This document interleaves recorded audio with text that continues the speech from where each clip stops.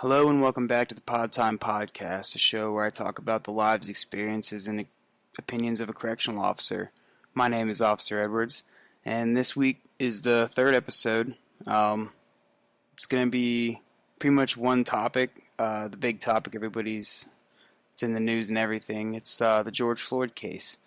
So I'm not going to get into the politics of it, whatever it does outside.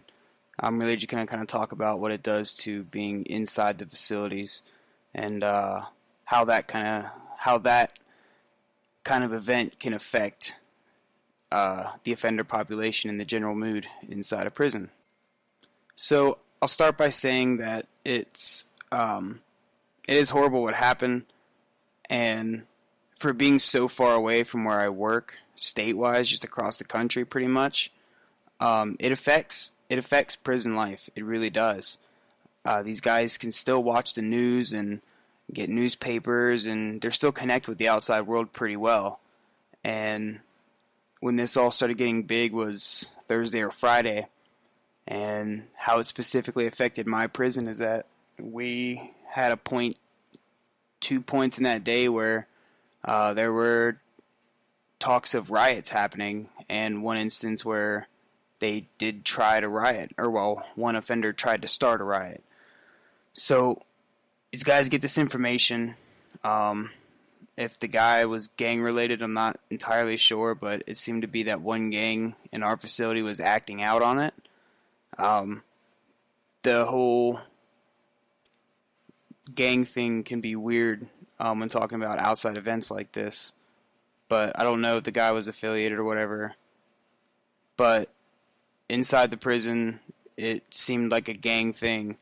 They were on the rec yard, one of the units were, and they started grouping up real big, and the officers tried to go break it up and started a big yelling match, and one offender said some along the lines of, "Let's rush them. We can run this place, we'll go to SEG today," and all that. So this guy was legitimately trying to start a riot, and it didn't call for a full response because it was just the one guy. I guess everybody was kind of backing out, but it definitely could have gone, in that direction of it being a riot, and it could have been really bad. But luckily it didn't come to that. The staff responded well, and they all, responded in time, and it stopped. So then that guy went to restrictive housing, and then was refusing something, and they almost did a forced cell on him. But then they got intel saying that there was going to be a riot during the lunch pool. So we did what's called a slow feed. We feed one pod at a time, one side of the chow hall, so it's very controlled. Half as many offenders at a time, and a third of that half. So very small, very controlled, and we can really watch movements. And sometimes when we slow feed and we think something like that's going to happen, we'll run them through metal detectors to see, if they have anything on them that they could, like a weapon that they could hurt somebody with in the chow hall. And so this kind of thing can really create a high point of tension between officers and offenders, just based on who you are. You're technically a cop in their eyes, and they're seeing as you being a part of the system that killed this guy. Even though you may be across the country like we are, and how could we, So there are bad people in every profession, but it can really affect inside of prisons, and a lot of people don't see how it can actually affect it.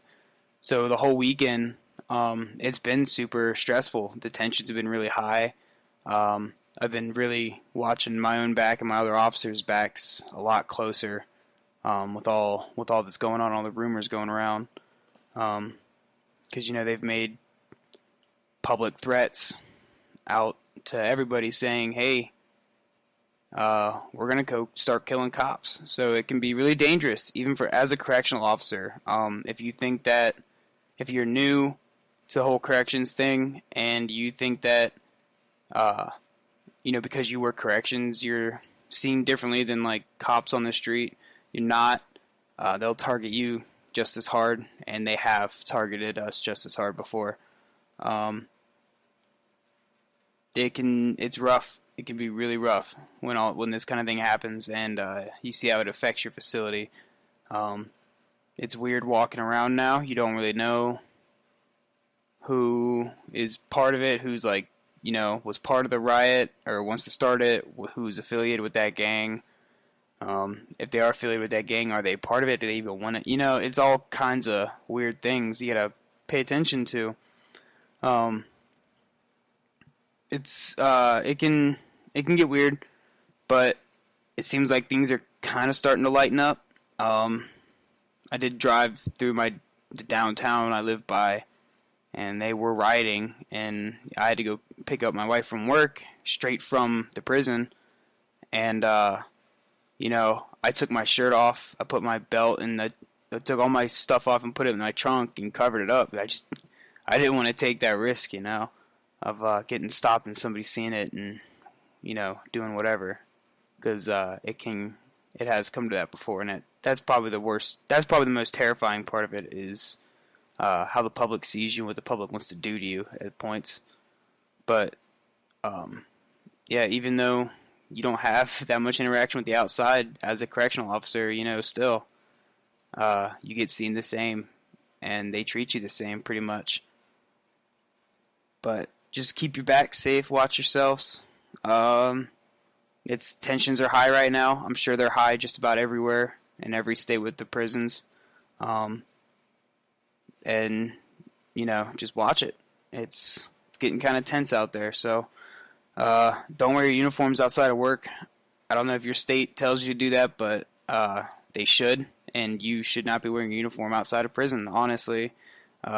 Just a badge on your shirt paints a target on your back just for, being law enforcement. So just keep that in mind when you're going out or whatever. So that didn't really take as long as I thought it was going to. Once again, for the third week in a row, I was kind of hoping to have somebody else on, but I couldn't get in touch with them in time. So I've got some other things I've got written down just in case it didn't fill the time. They have a specific couple of offenders in my unit, and the topic pretty much is force hygiene.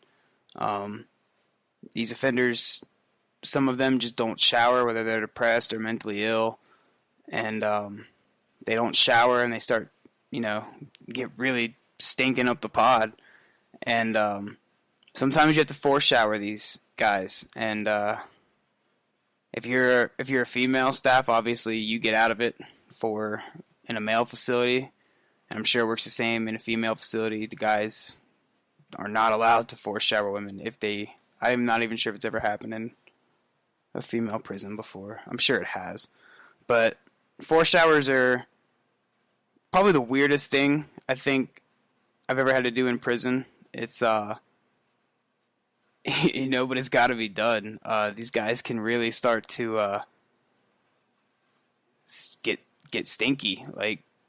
I walked into this pod that these two live in, and you can smell from the pod floor, and they're on the second tier, and to a point you're just like, this is not okay. You have to shower, and we'll bring security staff in, and it can get to the point of they can do it while uncuffed and voluntarily take a shower at that point, or it can go all the way up to we'll leave them restrained behind their back or in front of their back, cut their clothes off, and you have to force shower them. They have to wash their hair and everything, and they don't get out until they're clean. So that was kind of just a random thing I had written down. I don't even know why I have it written down, but I have force hygiene, force cell. The force cell was interesting. The guy who was supposed to be on was actually on the team, and it got all the way to the point where they were geared up, and this happens all the time. They got fully geared up, and I think they got to the door, and were getting ready to pepper spray through the door before he was like, I'll just cuff up. And that happens all the time, and it kind of sucks, you know? You spend like an hour getting all geared up and ready, and then they just cuff up. A lot of officers hate it, but, you know, that ending is a lot better than, I think, actually forcing your way into the cell. But the guy cuffed up, thank God, and then he made the threats about the riots in the Chow Hall, and they had us set up certain ways so that, like, certain officers could respond in case there was a riot. They pulled me down out of the control center so that I could respond with a weapon if I needed to. They sent one of our officers to the Chow Hall just to have extra staff there. And it was pretty, like, it was intense for that, like, last hour and a half of that shift. It was, you know, you're sitting there kind of waiting, like, is it going to happen? What am I, like, you kind of plan it out, you know, you're fantasizing to a point. Like, what am I going to do, right? But it was tense, and I don't know if anybody else's prisons have had these experiences before. Like, during this, if they have, I'd like to know about it. I think that's pretty cool. Not cool at all. I think that's interesting to see what's happening in the other prisons with this stuff. How are they handling it? Are they running operations differently? It's interesting to see how this can affect, you know, how this can affect inside of prisons. But like I said before, just keep your back safe. Watch your fellow officers, because they'll just be one guy just decides to jump on you, and you know, decides to jump on you, and everybody else decides, hey, this is it too. So it could just be you and another officer in a pod or whatever, and it could just pop off. But that's any time. You should always be watching out for that. So we used to do these things at the first prison I worked at. We did night raids. These were actually a lot of fun. I don't think we actually called them night raids, but we would get intel that the first prison I worked at was in like the middle of the woods, like a little forest, and the only way to get to it was one street. So these people would park their cars, you know, like a mile and a half away on the other side of these woods, and walk through the woods and, you know, throw drugs or cell phones, whatever they were trying to get in, over the fence. And then the offender would come pick it up later that day or whatever. So what we would do is we would intercept this intel that somebody was going to sneak in, and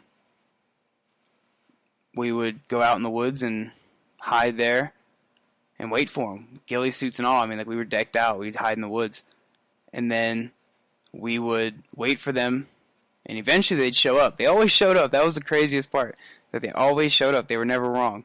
And we were always in the right spot.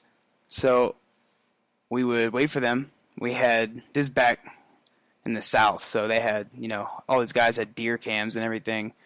So we set up cameras, took a bunch of pictures of these people. Somebody followed them back to their car and took their license plates and everything. We'd intercept whatever they just threw over the fence, and we would call the cops, and they'd be arrested the next day. So those were a lot of fun. And then you'd walk back into the prison. You know, you're just in street clothes. You got your duty belt on still, and you go into just a dorm and arrest somebody for trying to sneak drugs in. You know, those were fun. Those were a lot of fun. So I did some looking through some news articles, and all I do is I pretty much go to news websites and I type in prison or jail just to kind of see what pops up.